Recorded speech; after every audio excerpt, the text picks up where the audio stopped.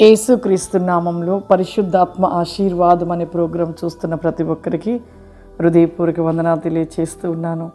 ప్రతిరోజు కూడా లేచిన వెంటనే ప్రార్థన చేసుకొనుట, వాక్యంను ధ్యానించుట, పరిశుద్ధాత్మ ఆశీర్వాదం పొందుకొనుట ఎవ్వరూ కూడా మర్చిపోవద్దు. ప్రతి దినము క్రమము తప్పకుండా మనము ప్రతిరోజు కూడా అలా చేసినట్లయితే దేవుడు నిత్యం మనతో మాట్లాడుతూ ఆయన యొక్క దీవెన ఆశీర్వాదాలు మనకు అనుగ్రహిస్తూ ఉంటాడు. ఈరోజు పరిశుద్ధాత్మ దేవుడు మనకిస్తూ ఉన్న వాగ్దానము యోబు గ్రంథము 42వ అధ్యాయము 10వ వచనము. మరియు యోబు తన స్నేహితుల నిమిత్తము ప్రార్థన చేసినప్పుడు యెహోవా అతని క్షేమస్థితిని మరలా అతనికి దయచేసెను. మరియు యోబునకు పూర్వము కలిగిన దానికంటే రెండింతల అధికము యెహోవా అతనికి దయచేసెను. యోబు ఎవరి కోసం ప్రార్థన చేశాడు? తన స్నేహితుడి కోసం ప్రార్థన చేశాడంట. యోబుకు ఉంటున్న శ్రమ బహుఘోరమైనది. తన కుటుంబంలో, తన బిడ్డల విషయంలో, తనకుంటున్న ఆస్తి పోయి, తన బిడ్డలు చనిపోయి, తన పరిస్థితి భయంకరమైన పరిస్థితి. ఆ భయంకరమైన పరిస్థితిలో తను తన స్నేహితుడి కోసం ప్రార్థన చేశాడంట. మనమైతే చేయగలుగుతామా? మనకుంటున్న శ్రమ, మనకు అటువంటి శ్రమ వస్తే మనం ఏమని ప్రార్థన చేస్తాం? ఎవరి కోసం చేస్తాం అంటే మన కోసం మొత్తుకుంటూ ఉంటాం, మన కోసం ప్రలాపిస్తూ ఉంటాం. అయ్యో దేవా, నాకెందుకు ఇలా జరిగింది? అయ్యో ప్రభా, నా కుటుంబంలో శ్రమ ఏంటి? నా కుమారుడు ఎందుకు మారలేదు? ఇంకా నా కుమారుడు మార్చయ్యా, నా కుటుంబం రక్షించయ్యా, నా భర్తను మార్చయ్యా, నా పిల్లలు మార్చయ్యా. ఇదే ప్రలాపమైన ప్రార్థన చేస్తాం. కానీ ఇక్కడ మాత్రము యోబు జీవితంలో అంత భయంకరమైన శ్రమ వచ్చినా కూడా తన స్నేహితుడి స్థితి బాగలేక, తన స్నేహితుడు ఒక రోగిగా ఉంటున్న తన స్నేహితుడి కోసమంట మరి తన నిమిత్తము ప్రార్థన చేశాడంట. మరి అలా ప్రార్థించినప్పుడు దేవుడు ఎవరి క్షేమం ఇచ్చాడు? మన కోసం ఎప్పుడు కూడా మనం ప్రార్థన చేసుకోకూడదు.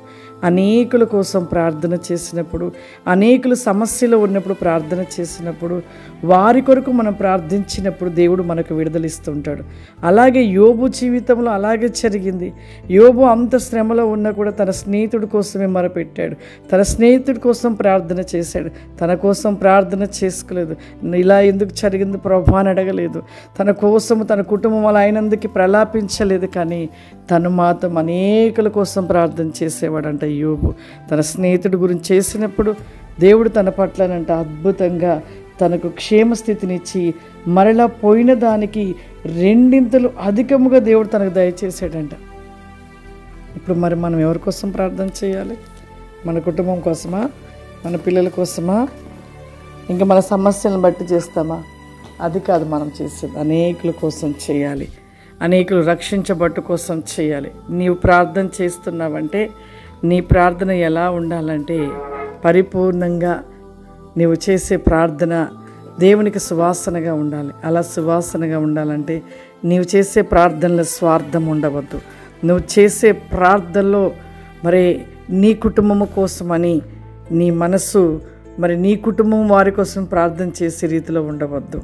నీ ప్రార్థన ఎలా ఉండాలంటే అనేకుల కోసము, అనేకుల కొరకు భారముగా కన్నీరు విడుస్తూ ప్రసవేదన కలిగిన ప్రార్థన చేసినప్పుడు నీ కుటుంబానికి క్షేమము, నీ కుటుంబానికి సమృద్ధి, నీ కుటుంబంలో ప్రతి విషయంలో దేవుడు మరి ప్రతిదీ కూడా నీకు అనుగ్రహిస్తూ ఉంటాడు. ప్రార్థన చేసుకుందాం. సర్వశక్తివంతుడా, దయగల తండ్రి, నీకు వందనాలు చెల్లిస్తూ ఉన్న ప్రభువా, నీవు గొప్ప దేవుడవు నాయన, అద్భుతములు చేయి దేవుడవు ప్రభువా. యేసయ్యా, యోబు ప్రార్థించిన ప్రార్థన తన స్నేహితుడి కొరకు మొరపెచ్చినట్టును బట్టి నా ప్రభువా, యోబు వేఖములు ప్రతినేకమైన అద్భుత రికాస్టి కాంది మై కెలబాసి కౌరిమ పరిశుద్ధాత్మ తండ్రి, ఈ ప్రోగ్రాం చూస్తున్న ప్రతి ఒక్కరిని కూడా ప్రభువా నీ ఆత్మ చేత నింపమని అడుగుచున్నానయ్యా. నీ అభిషేకము చేత నింపమని అడుగుచున్నాను ప్రభువా. ప్రతి ఒక్కరి ప్రార్థన ప్రార్థన వేగం అనేకుల కొరకు ప్రార్థించుటకు నాయన, నశిస్తున్న వారిని ప్రభువా రక్షించుట కోసమైన ప్రలాపమైన విజ్ఞాపన రోదన కలిగిన ప్రార్థన ప్రతి బిడ్డకు దయచేయండి పరిశుద్ధాత్ముడా.